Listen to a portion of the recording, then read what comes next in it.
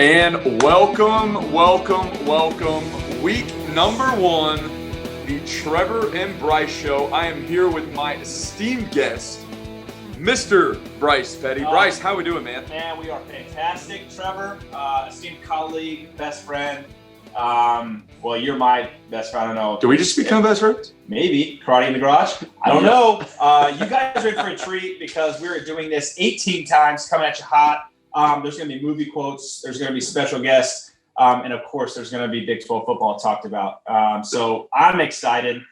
Trevor, what are we doing? Who are we? What do we got going on? Yeah, so obviously Trevor and I'm a completely washed up former quarterback from both the University of Oklahoma, Boomer Sooner, and Texas A&M, Giga Maggies. And we have been talking about this forever, haven't we, Bryce? I'm telling you, I know it. It's number 12 in your heart. Number 1 on the field, maybe? Or is that switch? I think it's switch. Number 9 on the field, number 1 in your heart. That's right. That's right. Where it goes. That's where it goes. Every exciting. time. That's what's exciting about this show. We're going to mess up the whole time because we're having beer. That's right. You know, and it's fun. It's exciting. We would encourage our followers there. I hope there's going to be followers. I have no idea. Join along in the fun. But that's the whole point of us wanting to do this is 1, we love ball. 2, if you ask my wife, I probably talk too much. I love talking about ball. But more importantly, we have a title sponsor. Can you give our guest? Yeah. So we're really excited. I mean, new show, everything else. We're gonna be talking Big 12 football, which, Bryce, as everybody knows, that could be 1 week, 2 weeks, next year, 2025. Who knows? But we're gonna be talking Big 12 football. So join us every week to talk anything and everything going on in the Big 12. And of course, we'll mix in some national stuff, anything that's going on. But we do have a sponsor already. It's amazing. Bet Rivers.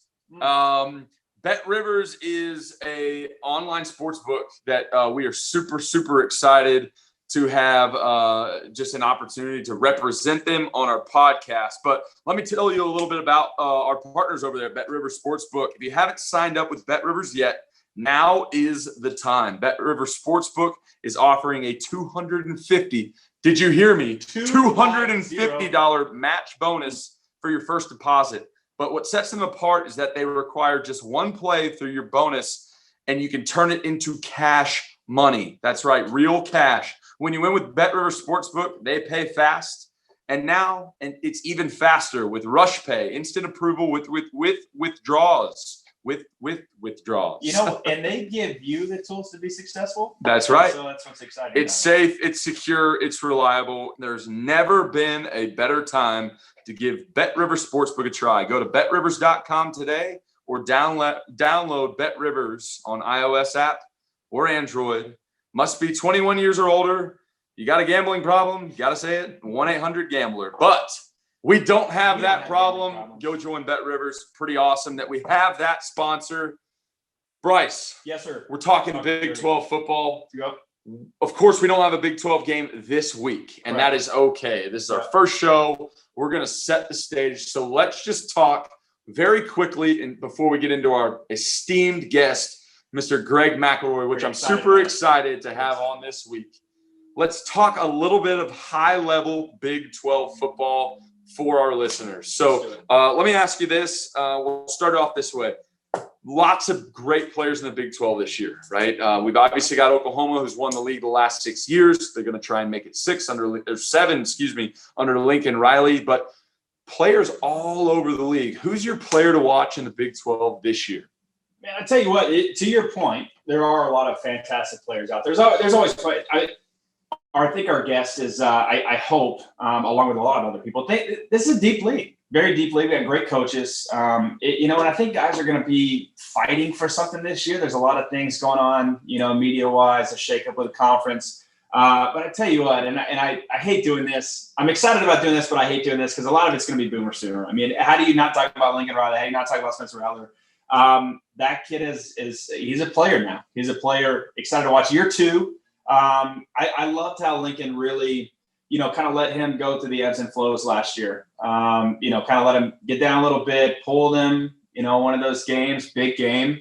Let him come back and win the dang game for him, in the Texas shootout. So I'm really excited to see Spencer Rattler this year and his growth. Playing into all this hype. What is he going to do? He's got Lincoln Riley. I think he's going to play great. What about you? Yeah, I'll agree with you that all eyes are on Spencer Rattler. I mean, the guy is poised to not only win Big 12 Player of the Year, but potentially the Heisman, potentially go number 1 overall and follow in his boys Baker and Kyler's footsteps. But I'm going to go a different route. Iowa State. I knew right? I knew what you were doing. We're really going to talk a lot about Iowa State. What they are doing up their names is unbelievable. So I am going to go with my player to watch, Breece Hall, the Heisman hopeful running back for the Cyclones. The guy is just an absolute ball player. You talk about a culture changer, a guy that'll run in between the tackles, a guy that understands the game of football. I don't know him personally, obviously, but a locker room guy, somebody that you want to build your team around. He's going to be a lot of fun to watch this year. I think he's going to score a lot of touchdowns and be very difficult to bring down. So that's my player to watch, Breece Hall. What about your team to watch? Who are you watching? I know we already talked about Oklahoma, right? Yeah, but who is the team, maybe aside from Oklahoma, maybe even aside from Iowa State, that you're watching this year? Is it your Bears? Is it somebody else? You know what? I tell you what, the Bears are exciting. Coach Aranda's got them. This is the first full season. Now we had the COVID. New coach, COVID. There's a lot of things going on. We just, I don't know if you noticed, but throughout who QB1 is, which is exciting. But I tell you what, Oklahoma State is interesting to me. You got a lot of hype around Oklahoma, but there's 2 schools in Oklahoma, and Mike Gundy just year in and year out puts a lot of good players on the field rather. And on tape, when you watch them, they play hard, they play together. They're mature. I don't know. I think Oklahoma State might give them a run. I don't know. What do you think? It's deceptive because you're right. I mean, Mike Gundy gets it done year in and year out. He's been there forever, it seems like, mullet and all. That's what I was going to say. Enough to grow a mullet. That's when you've been in Oklahoma probably too long. That's right. At first, I think that the obvious answer other, again, than Oklahoma is Iowa State because they're returning 19 to 22 starters. They won the Fiesta Bowl last year against Oregon. It's going to be fun to watch, but I'm really excited to watch Steve Sarkisian in Austin. Just been a carousel there. And as much now as I'm not a Texas fan, I am a fan of Texas being good, right? I mean, my allegiances tell me that I can't be a Texas fan, but believe it or not, my room was burnt orange for almost my whole life. My dad's a Texas ex. Yeah. I grew up going to Austin saying I was Colt McCoy's little brother. So I used to have orange blood. It is straight crimson now. But I'm excited to see what Steve Sarkisian can do in year 1.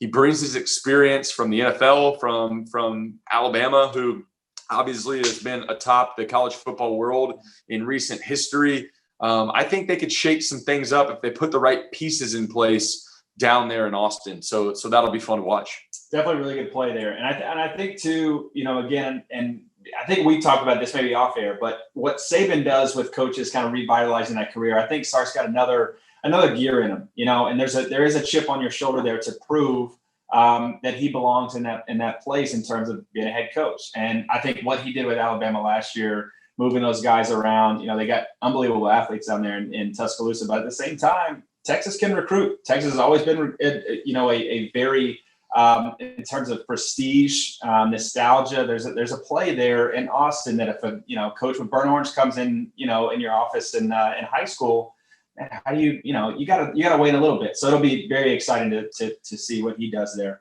Let's kind of continue on that. So what did we learn last year from the Big 12 moving into this year? This is kind of our preseason show. Again, like you said, we don't have a Big 12 game coming up, but that doesn't mean we can't talk about at least what we learned and then going into the season. So tell me some of the things that you saw.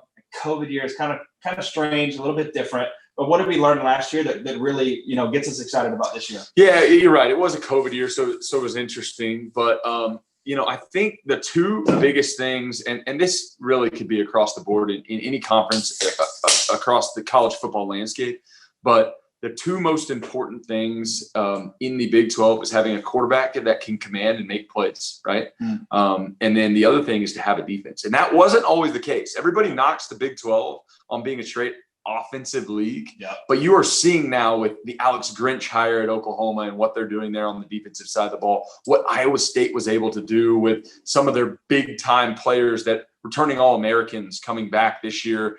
When you can stop the run and you've got guys in the back end that are shutting down some of these, highly touted Big 12 receivers, it's a real big game changer. So, of course, you've got Spencer Rattler coming back for the Sooners, but you've also got other quarterbacks in this league that have experience that are going to be able to do big, big things. Brock Purdy, he's been at Iowa State for 72 and a half seasons.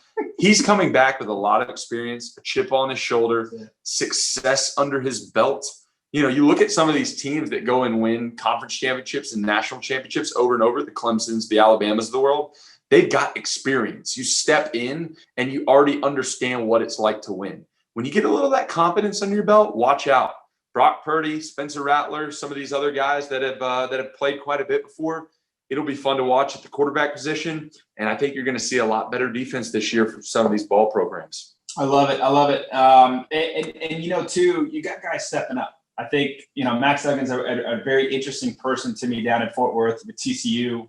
Again, another guy with some ups and downs. I don't know if we just kind of draw to the Q position, maybe because we're two Qs here. Two Qs. Old wash, two Qs. But I'm really interested, to see how he comes back, how he fights. The guys over there in purple always have a pretty decent chip on their shoulder. That's probably the last thing you'll hear me say about TCU on this podcast. But I'm actually pretty excited to see those guys, how they transition, how they mature. Again, I've already mentioned Spencer Rattler. It's another guy. What we learned from him last year is that the kid can play. Now, can he live up to the hype? There's a whole different world when you play. That's right. This is actually a great point here. Alabama, Oklahoma, your red shirt freshman year. That's right. Yeah. I mean, you had your coming out party. So give us a little bit about that, because I think that's super interesting. That game was, again, your coming out party, and you had the whole off season to sit there and listen to media, listen to the hype, read the books, read all the tweets and all that kind of stuff. What is that like going into, a season full of hype versus, hey, who's this kid and can he play? Yeah, I mean, as you know, Bryce, just from playing, sometimes being the underdog is a better position to be in. Because you can just go to work. You don't have to worry about the target on your back, and you get to go out there and compete to knock Goliath off the pedestal, right? And the inverse of that is winning big games, having somebody pencil you in for the Heisman or pencil you in for, a national championship or even a conference championship. It's a lot harder to stay at that level, right? Mm-hmm. For me personally, man, I was just excited. I was excited to go into the next year, and then we ended up losing 3 conference games by a total of 7 points combined, which completely derailed our stadium. Then the Mighty Bears with some guy named Bryce Petty came to Norman and just absolutely got after us, which is a little bit different story. But, that was tough. I mean, that was really tough to come off a game like that and then go into a year going 8-5. And so you hope for the Oklahomas, the Iowa States of this year, that they're going to rise to the occasion, that they've been working all offseason to get it going so they can not only live up to those expectations, but make memories for the long haul. Right? Yeah, I love it. Well, let's do this. So superlatives are always interesting. Kind of going on that superlatives feel here. Who do you think is going to win, Big 12 Player of the Year? Yep. And then who do you think ultimately comes out with a championship at the end? So I think, again, and we're, right now until the season starts,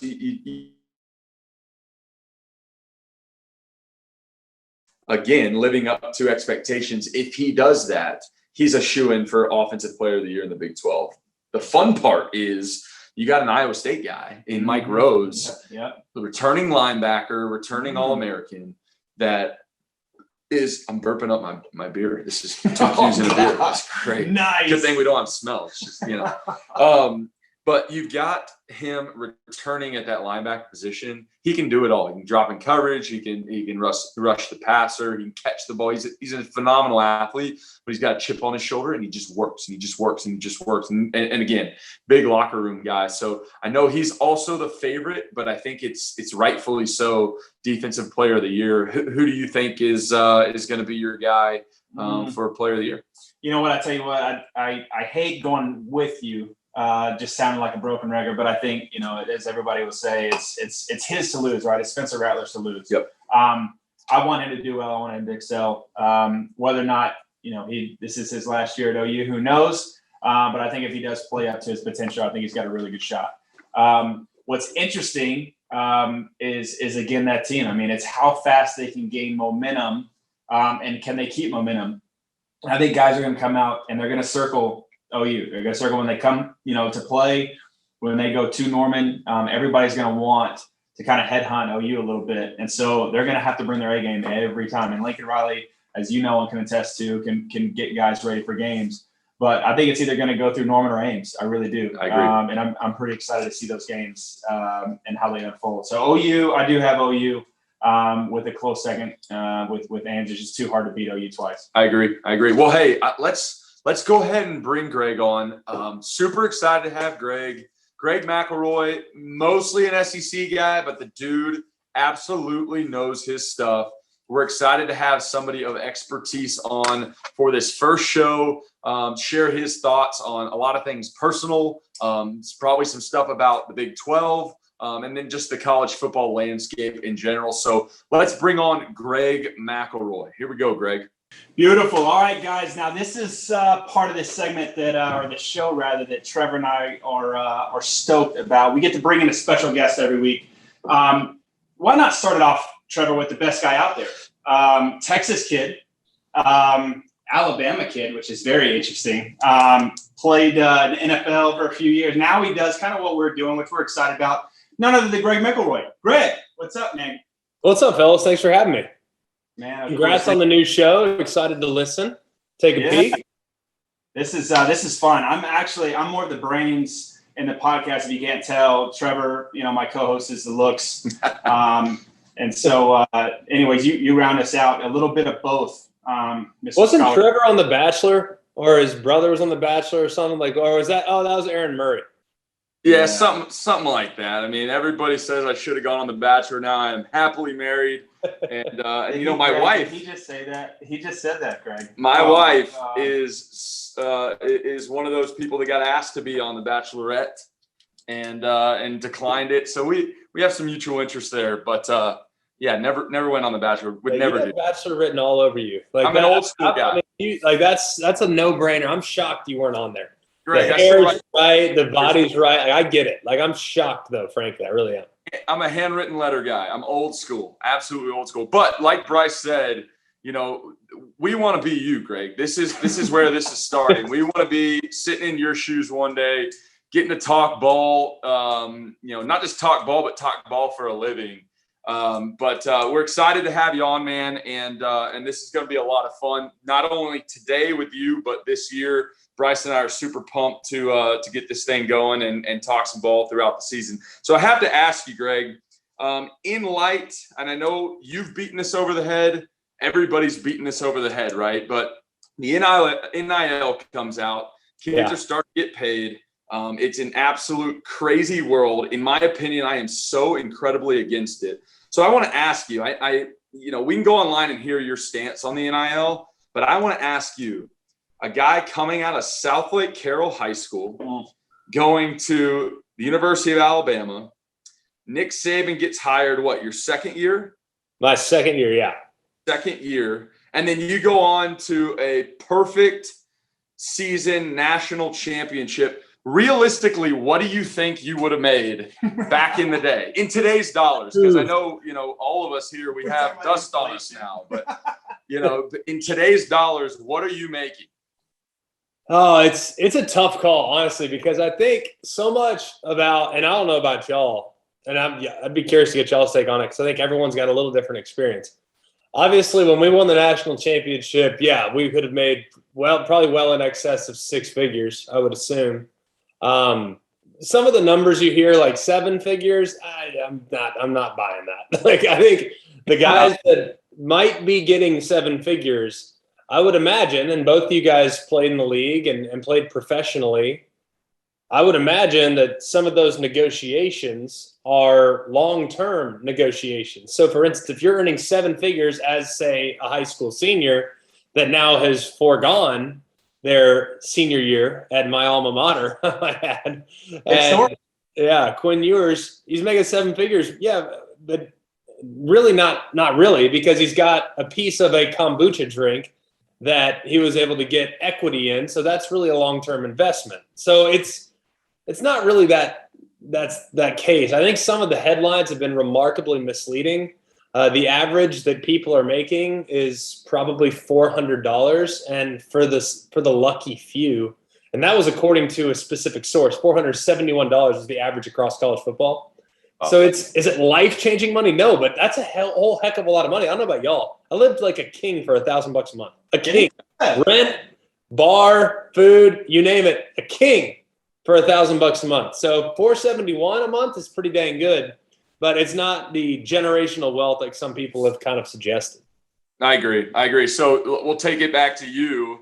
You grew up in Southlake. There's a place called Joe's Pizza, and I've seen your jersey on the wall at Joe's. Yeah. Would you, and then you went through the process going into the NFL. You know, you get a marketing agent or your agency, they go and bat on your behalf to create your marketability, but also keep your marketability at a certain level, right? And you're not just throwing out tweets or DMs.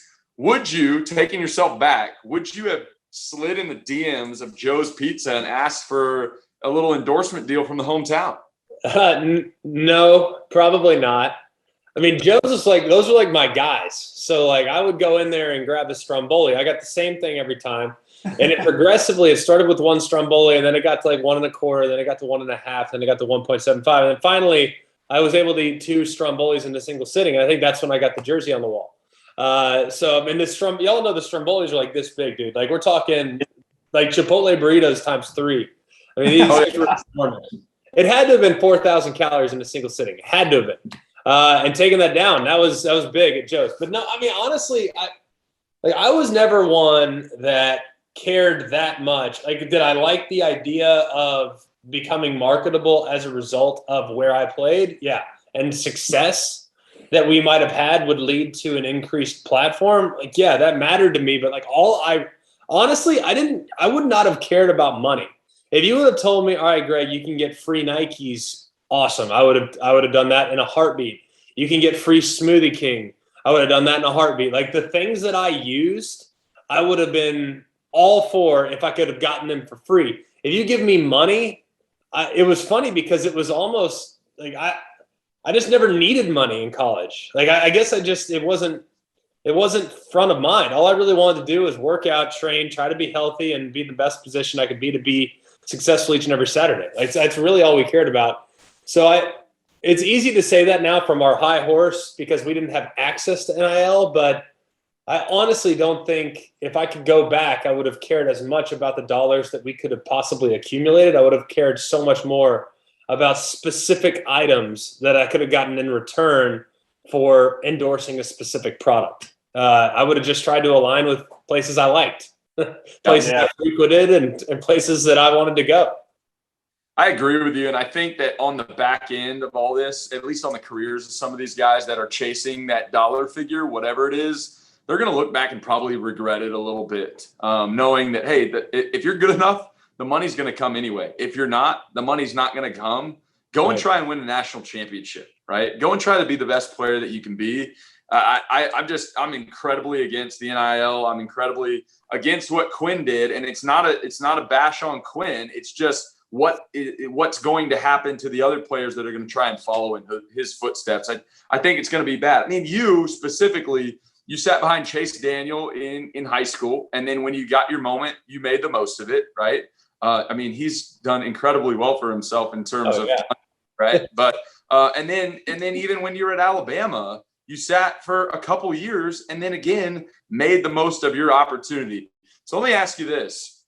When you're at Alabama, back to what you're saying, like I think what you said a second ago, though, Trev, like that makes the most sense to me. It's like, okay, it's great to get the money now. It's a cash grab for sure. And I think everyone acknowledges that. And by the way, I think the numbers are so inflated right now, and these companies are going to realize, dude, people are not necessarily buying products that are being pushed by 18 to 22-year-old kids. They're just not. I mean, for instance, like I have a 2.5-year-old son.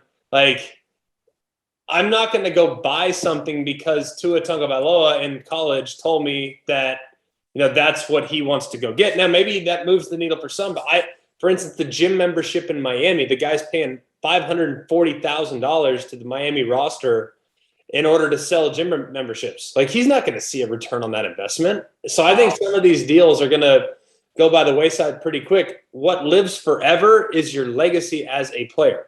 You guys both had incredible performances. Like, I would imagine, Trevor, and it gets brought up where I live all the time, you hear more about the performance against Alabama in the Sugar Bowl than, like, you'll live and make money and profit off that game, that performance forever. Like, forever. Like, Bryce, there will be examples of your success at Baylor that you will be able to profit off of forever. Like, that's an annuity over the course of the next 60 years. Not the initial cash grab that you get. Yeah, it's nice, but what really lives on and what really is a creation of value is playing at a really high level, because that's what people will remember. Yep, no doubt. Do you feel like this changes the scope of recruiting a little bit? I mean, how far do you think this kind of trickles down to where people, to your point, because I think it's a great point, is as anybody with money, I kind of take the, Mr. Wonderful of the Shark Tank. I want to see those little dollars crawl back to me. So the idea of, paying an entire roster, you're never going to see that $500,000 back. And that $500,000 goes a long way when you're running a gym membership, right? Especially in wake of COVID and all that other stuff. So do you think that this is just kind of a real quick Wild West? This is a water balloon to the face, and then it, just kind of goes by? Or do you think that this actually starts to affect, if I got a scholarship from, Waco and then Dallas, with SMU, am I taking Dallas just because of the possibilities of bigger market? Yeah. I mean, I don't think, the places that recruit are always going to recruit, because while it's changed some, guys acknowledge now, how can I get to the league? Can I contend for a championship at the place I'm going to contend at? And that's really what guys care about. So, and just for the record, like, the schools that are doing the best job of placing players in the league are going to have the largest platform from which they can use NIL. Like, Bryce Young at Alabama is the quarterback. They've won several championships. They're the best recruiting program for the most part over the last decade. Bryce Young has endorsement deals with Cash App, with Panini, that both are $250,000 each, and has probably 2 or 3 other things that are going to be fairly lucrative as well. He'll make over 7 figures this year. So NIL will change because they'll have that blueprint from which to draw from. So when Nick Saban goes into a recruit's house, he can quite literally lay out, hey, NIL, here's what our starting quarterback did last year. And by the way, he had all these deals before he ever took a starting snap. That's big. That's big. But that's what great programs have to their advantage, because they win and they play in games that are watched and consumed. Over the last 5 years, 35 times Alabama's had more than 4 million viewers watch their product. And that includes several times in the playoffs as well. That's the most in college football. Ohio State's second with 31 times they've played a game in which 4 million people watched. Oklahoma, Texas A&M, elite programs, they're averaging somewhere between 10 and 17. So it's kind of remarkable, the trickle down, but the reason why those programs have the biggest platform is because they win the most games and they have the biggest impact on the playoffs. So I think NIL is going to be there. The national brands are going to be there for the national brands because they win. Yeah, I love it. There's no doubt. So it will impact recruiting, obviously. So when you were getting recruited, you were recruited by one head coach. Well, actually, you committed to Tech for a little while, right? Yeah. I was a Red Raider. Yep. So you switch and you go in under one head coach, and then Nick Saban gets hired after your first redshirt year, correct? Yeah, right. Yeah. So transitioning from NIL to this portal, the transfer portal, which I get asked that question a lot because I was a transfer. Right. I had some success at both schools, but I still have kind of my thoughts about the transfer portal. Not a fan of it. Would you be a guy now today that would be looking at potentially entering that transfer portal? I mean, obviously, you did great things in high school. Maybe it's going to work out for you. Maybe it's not. But how has that changed, the landscape of college football, this transfer portal deal? And are you a believer in it, or are you not? First of all, I think the portal is a disaster. So there's got to be a way to clean it up. Now, the biggest reason why it's a disaster is because there are coaches that are basically skirting the rules, and there's not strict enough enforcement on guys that meddle in the transfer portal. For instance, Trevor, I'm your high school coach in San Antonio. I happen to be an Aggie fan. You're very happy. You're having a great career going on in Oklahoma. Well, if I'm a guy at Texas A&M, what's to stop me from calling your head coach in San Antonio saying, hey, we would love to have Trevor if, he was open to transferring. Well, you obviously have a relationship with your high school coach. Word gets back to you. Next thing you know, you're in the portal and you're essentially already signed, sealed, and delivered going to A&M before you even decide to leave Oklahoma. And right now that's happening all over the place, and that's a problem. Yep. The other problem is a lot of guys are getting really bad information. They're entering the portal, and they're basically foregoing any opportunity for future scholarship at that previous school. And now they're in the portal with nowhere to go. They ultimately end up going to JUCO, or they end up not playing at all because they don't have a destination. They can't afford to pay for school. That's the other problem. So I think that we need at least a few things. One, we need to have a buffer for players that enter the portal with really bad information with nowhere to go, meaning they can return to their previous school if they enter the portal mistakenly. That's never going to happen, because once guys go in the portal, a lot of coaches are going to say, to hell with them, we're better without them, we're moving on. Because if the guy can't find a home, then what does that tell you about what kind of player he is?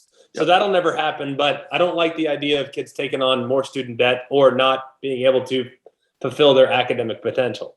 The other thing that I think we need to have, like, legit enforcement for coaches that meddle and or pander to high school coaches and recruit through the back channels to get guys to enter the portal. That needs to be an extremely harsh penalty, to the point where we make an example of guys that are doing it. And if we don't do that, then guys are going to continue to do that. If I get a slap on the wrist, who cares? I'll get put in timeout. I won't have to recruit 5 days next year. And next thing you know, it won't impact me long term. The other thing that we need to do with the portal is we need to, I think, create some sense of free agency. Meaning, if you are, let's use Alabama. I hate to keep going back to the Alabama example, but they used the portal to their advantage this year masterfully. They go out, they get a wide receiver. They need a wide receiver from Ohio State. The guy's a starter at Ohio State, but he now goes to Alabama, might get a few more catches, might not, but the rich get richer there. They get the leading tackler for Tennessee that was a starter at Tennessee, decides to enter the portal to go be in the rotation at Alabama. They now can go 5 deep at linebacker, when before they could only go 4 deep. So they only got deeper. They don't even need him as an everyday starter. So right now, great programs are able to cherry pick to reinforce their depth at positions of need, which penalizes the teams and creates less parity across college football. And it's only going to get worse because guys want to chase a championship, and they, in some cases, want to go to a greener pasture. So we need to figure out a way to penalize those schools that are cherry picking, and whether that's take away a scholarship or whether that's take away time on the road and recruiting of a high school player, what have you, because it's going to trickle down significantly. And I think the gap will get even wider than it already is. Yeah, I agree. It's a little bit of a nightmare. So the portal wasn't around when you were at Alabama. You stick it out, obviously ended up having a great career. But I want to hear a story, any story that comes to mind. New coach is coming in. It's Nick Saban. He obviously had success prior to coming to Alabama. but it's still a new coach. You're unproven to this point in your career, right? I mean, you maybe played a little bit, maybe not. I don't remember. But what is your first kind of example or story of Nick Saban getting hired? He comes on campus, right? Because I remember when Lincoln Riley got hired at OU. You know, I'm bouncing in my shoes. I'm waiting, and I've got great stories about how he calmed everybody down. He talked about mentality over playbook and all these types of things that allowed us to really buy in and believe in him. So obviously Saban's gone on, he's done amazing things, and the rest is history. But when he stepped foot on campus, what was it like? Well, I mean, he was a rock star, obviously, from day one. And he's not a big guy in stature, but he feels huge when he walks into the room. Like when it walks into the room, the whole place goes silent. You can hear a pin drop. And it's pretty remarkable the attention that he commanded. Now, he's gotten soft in his older age. Like back in our day, we used to get ripped every day. Like every day, ripped to shreds. I don't think I had a name until like my third year. I was 17 my first year, and then my next couple of years I was 12. And I don't think he referred to me as Greg or McElroy until about year 2, when I had earned his respect at that point, having gone through a couple off-season programs. Still to this day, the first off-season, we do what they call the fourth quarter program. I'm sure y'all have some variants of this. Like everyone has the same thing. Do y'all call it fourth quarter too? I think everyone calls it coaches stations, and it was horrible. That was all it was. It was like plyos. It was awful. Oh, it was mat drills, the whole 9 yards. Awful. Bryce, did y'all call it fourth quarter? That's it. Yeah, it's exactly what we called it. Of course. I think 3/4 of the country calls it fourth quarter. But I'll never forget this. Kevin Steele, who is formerly the defensive coordinator at Auburn, was with us at Alabama there for the first couple years. He told me, Greg, I'm not going to lie. I thought the whole team was going to die on the field. Like, I thought y'all were all going to die because we pushed y'all so hard that first fourth quarter program. It was unbelievable. So the first day, we had literally 7 guys walk out of the indoor facility. Scholarship guys, walk out. Say, I'm done. I'm not doing this. This is not what I signed up for. We ran 36 110s the first day. 36. That brings back horrible memories. We had to run, and no one made your times. Like if you made a time, if you touched your knee, like another one, it was supposed to be 16, but it just kept at more. We had 36 110s. By the last couple 110s, we literally probably were running in 27 seconds. Like, 30 seconds just dying, trying to get from one end of the field to the other. And I remember we did that for 6 weeks. 6 weeks. The longest they've gone since that fourth quarter program, 3 weeks. It was twice as long as the longest. And it's amazing to me that when you look back at that season, we were so beaten into the ground. We lost our last 4 games of that season, including a loss to Louisiana Monroe in 2007. So, yeah, we were a little beat up at that point, but you knew if you could survive the first fourth quarter program, which not many of us did, if you could survive the fourth quarter program, then you knew you're going to have a bunch of guys that would at least fight. We might not have been any good, but we were going to fight. That's amazing. That's sure. that old school mentality, right? I mean, that is, dude. It was some of my, I can't believe, like, still thinking back to like what you had to put your body through, and it was purely a weeding out process. Like it was 100%. Like if you aren't going to be able to do this, you're probably not good enough because we're just going to recruit guys that are better than you. So like you're probably not going to last here anyways. Like we'll just run you off now. So it was unbelievable. We had to go through that first year. As far as fourth quarter program and conditioning is concerned. And Kevin Steele said it best, Greg, I thought y'all were all going to die. But if you make it through that, you get to go win national championships right at sunset. And it's easy now. They got it easy. Like it always gets easier as we get older, right? Like, the guys have it so easy nowadays. They only practice 9 days in pads in fall camp. 9. Yeah. No such thing as 2 days anymore. No 2 days. They got it easy. They got it. Well, Greg, we don't want to take up your whole night, but this is a Big 12 focused podcast. And while we still have the Big 12, whether it's a week or 2 years, we don't know, right? I want to ask you at least one question before we let you go on kind of the predictions. I mean, obviously, everything you read, everything you listen to right now has got Oklahoma at the top, and then a very close second, Iowa State, which is, in my opinion, remarkable. What Matt Campbell and them have been able to do up there in Ames, and they've got some players. I mean, for the first time really in my life, you've got players that are in the national footprint that are on preseason Heisman watch list and those types of things. I mean, they're really doing some neat things up there. So, is it going to be Oklahoma for the 7th straight year, or do you think the Cyclones have a shot at maybe beating Oklahoma once in the regular season, maybe beating them for the Big 12 title? What are your thoughts? No, that's the toughest thing is, you got to beat them twice, right? I mean, at least that's what it looks like it's going to require. Assuming you beat them the first time they run the table, I mean, they lost 2 games last year, still found their way in. Of course, I'm not sure many people would have predicted that. I know I certainly didn't think with how they started the season at 1-2, they would find themselves in the championship playing as well as they were down the stretch. So that was pretty surprising. But what I would say about Oklahoma and the Big 12 in general, I think it's the deepest league in college football. Now, people say, well, hang on a second, what? Deepest league in college football? How can you say that? Same teams won the league for 6 consecutive seasons. Okay, well, tell me this. We know that Oklahoma's number 1, okay? Number 2, and I think there's a gap between Oklahoma and Iowa State. For as good as Iowa State's become, I don't think that gap has shrunk as much as some people like to think.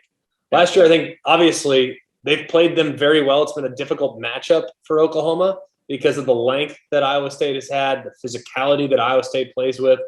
It's been a difficult matchup, but I don't think that the gap is as close because of the improvements that Oklahoma's made via the transfer portal. So I think there's a decent-sized gap there. I do think Iowa State's number 2. When you look at the gap that exists between Iowa State and everybody else, it's about the same size as the gap between them and Oklahoma. I think it's fairly significant, but not overwhelming. 3 through 9 is legitimately interchangeable.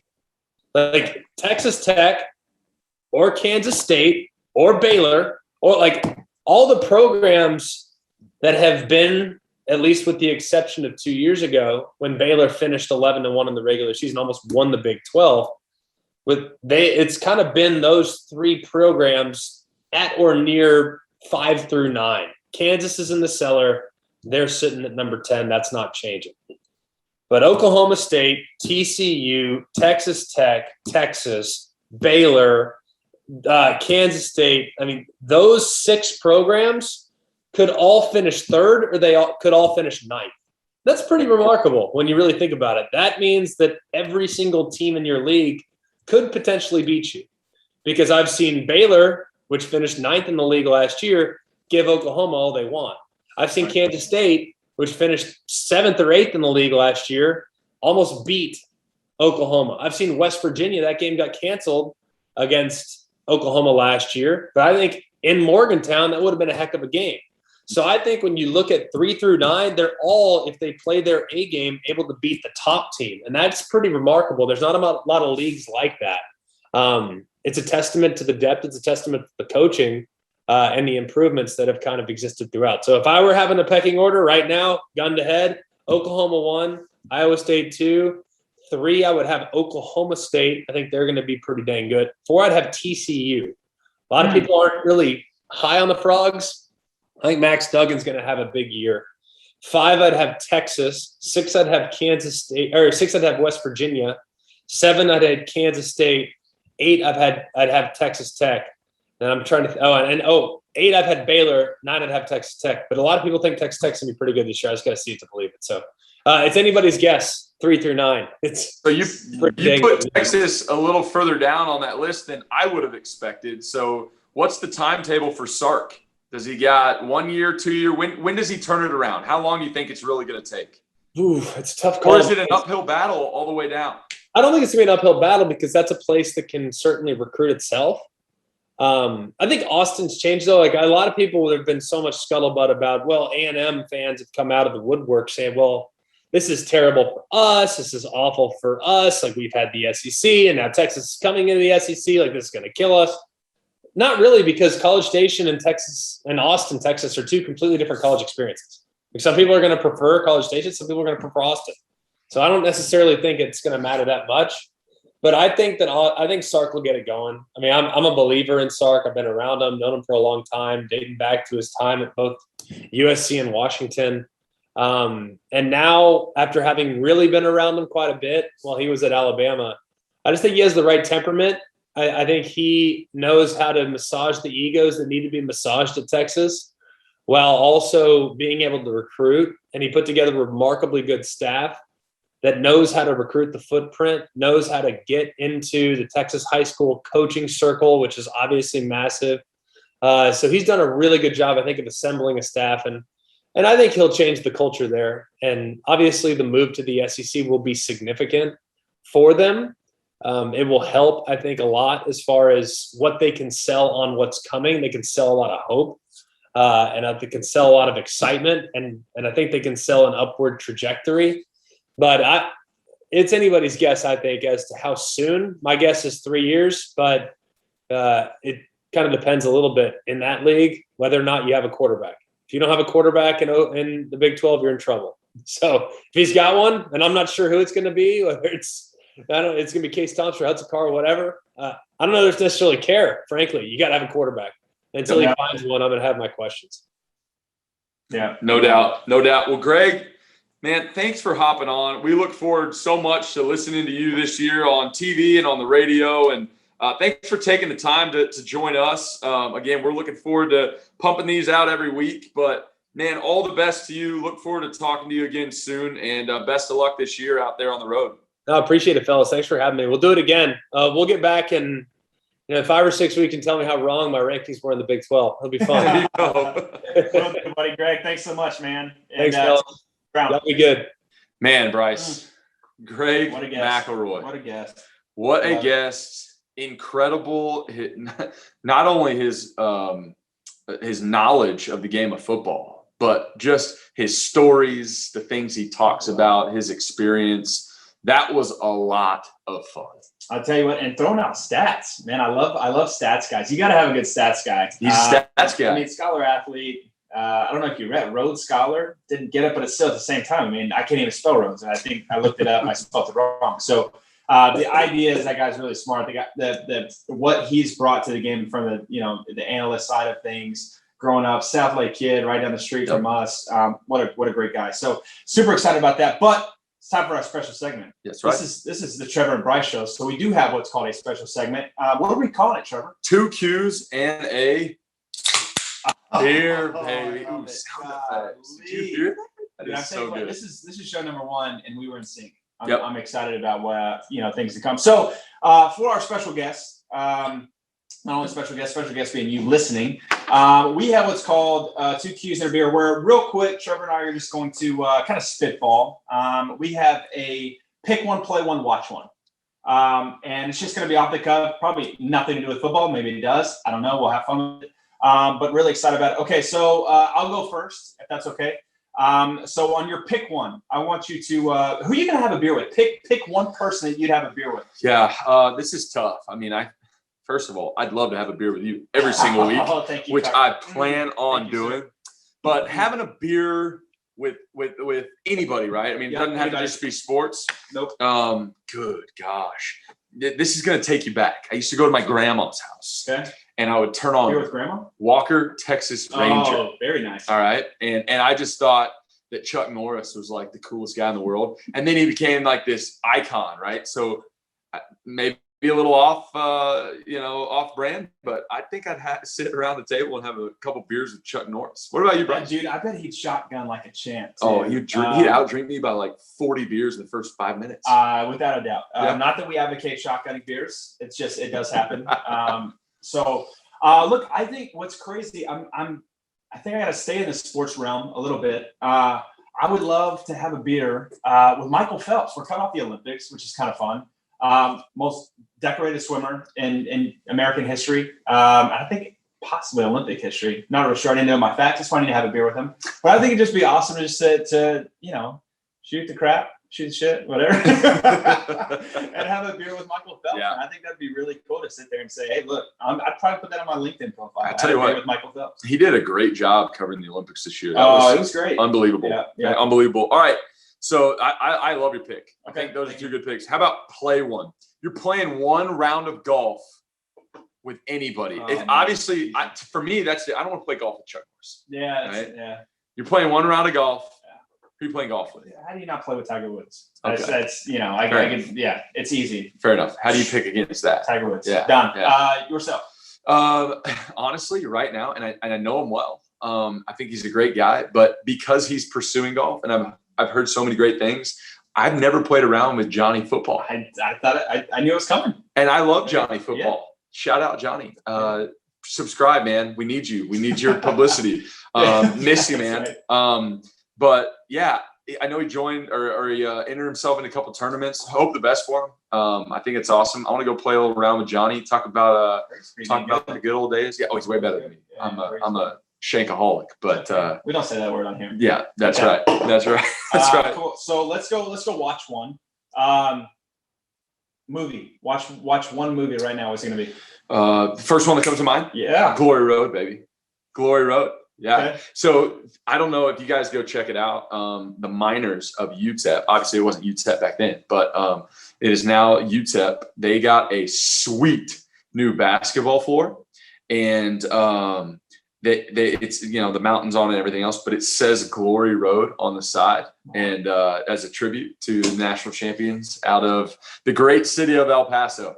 So Glory Road, great movie. Good gosh, gets me fired up. Love it. I'm going to have to go. I don't know if this is considered a movie or not, so I apologize bending the rules a little bit. But I'm on a Ted Lasso run right now. Love it. Golly, that guy's fantastic. So I would say Ted Lasso. Cool. Right now. Okay, perfect. So that is our 2 Qs and a beer. Thank you guys for listening to that. And we don't advocate drinking beer unless you're listening to our show, but we do advocate sports betting. Yes. So, Bryce, let's talk real quickly before we end the show today, because I know you guys are probably getting to work and you're sitting in your car and your coffee is almost gone. And so, let's get to it. Greg and us both think, pretty much the rest of the world thinks that Oklahoma is going to win the Big 12. So right now, Bet Rivers has them at a minus 182 odds to win the Big 12. Would you put any money on that? I mean, is it even worth it? That's not the value play for me. Yeah. I tell you what, what's crazy about this. So they have Oklahoma at 182, minus 182. I think Iowa State plus 300 is kind of interesting. I think your bang for your buck, I don't know, between Texas, Oklahoma State is interesting to me. They're plus 1,600. Look, tough road to get there, but I think in terms of bang for your buck, I would go Oklahoma State. I don't know why, but plus 1,600 is not a bad bet right there. I don't think there's a snowball's chance, and where that Oklahoma State's winning the Big 12 championship. But I said better value. I'm gonna go a couple bucks down on Texas plus 1,000. Yeah, I think it's a great move. Again, don't think there's a snowball's chance. Yeah. But if I'm gonna throw some money down, that's absolutely what I'm gonna do. Bryce, before we get off here, why don't you tell everybody a little bit about the platform that we're on and the people that make this all happen? Yeah, I tell you what, guys. Trevor and I get a very unique ability to just talk ball, but we get to do that because of Field of 12 Media, brand new podcast and digital media network covering college football by the people that know it best. I wouldn't consider that we know it best. I said that we could talk about it, but it's okay. This is brought to you by Shoot Your Shot Productions, the folks behind the Field of 68. The Field of 12 gives you insight into the game we all love by the people that have lived it. Cody Sensabaugh and Harry Douglas are covering the ACC. Joshua Perry, my guy Hack covering the Big Ten. And, of course, we will continue to be your go-to source on everything Big 12 football. So check the links below to the rest of our shows, the Field of 12, where college football happens. Buddy, that's a wrap. That's week one, man. Such a quick 45 minutes. I mean, it is. We got to. We'll do a better job of tailoring that down because there's so much information, especially on preseason show. But excited about next week, week one of the Big 12. Buddy, that's a wrap. Anything else you'd like to add? Yeah, no. Other than that, man, you guys just follow us along. This is going to be a lot of fun. We're going to have a lot of great guests on here. We're going to be talking all things Big 12 throughout the season. Follow us on Apple Podcasts, Spotify, YouTube, all things social media will be out there. Spread it around. Tell your friends about us. Hit us up on Twitter. If you got questions, things you want us to talk about, we're going to be checking all that stuff throughout the season. There's going to be a live show every Saturday night recapping the games that Bryce and I will both have a little cameo on at times. So you guys join in for the show. But Bryce, man, can't wait to do this all season. I am blessed. We've been talking about this forever. Yep, that's right. And here That's right. we are. So the Trevor and Bryce Show brought to you by Trevor Knight and Bryce Petty. See you guys. Thank you guys.